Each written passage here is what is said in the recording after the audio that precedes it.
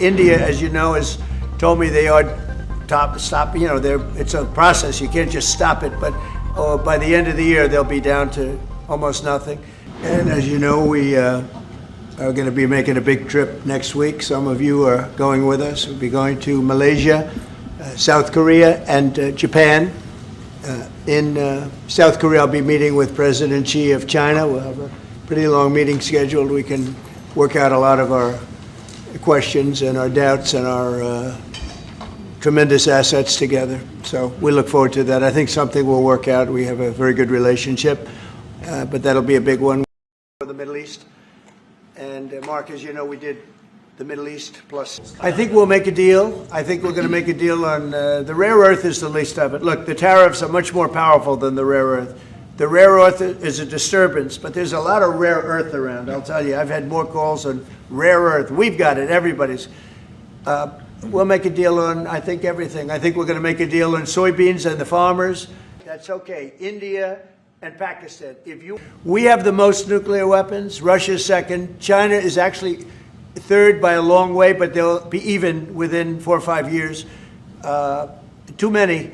And we are talking about de-escalation. That's already being talked about. Can you convince President? And I think we'll probably add China into the mix. By every other country.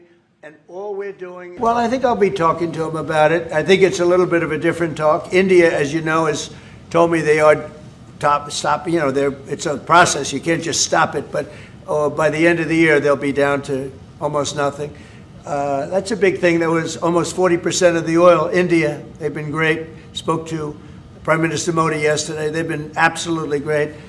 China's a little bit different. You know, they're a little bit different relationship they have with Russia. It was never good, but because of Biden and Obama, they got forced together.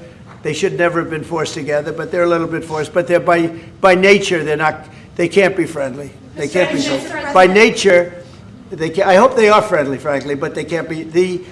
You should not have forced Russia and China together. And Biden did that, and Obama did that. They forced them together because of energy, because of oil, and so they are closer than they would normally be. I think I'll probably be talking about it. What I'll really be talking to him about is how do we end the war with Russia and Ukraine, whether it's through oil or energy or anything else.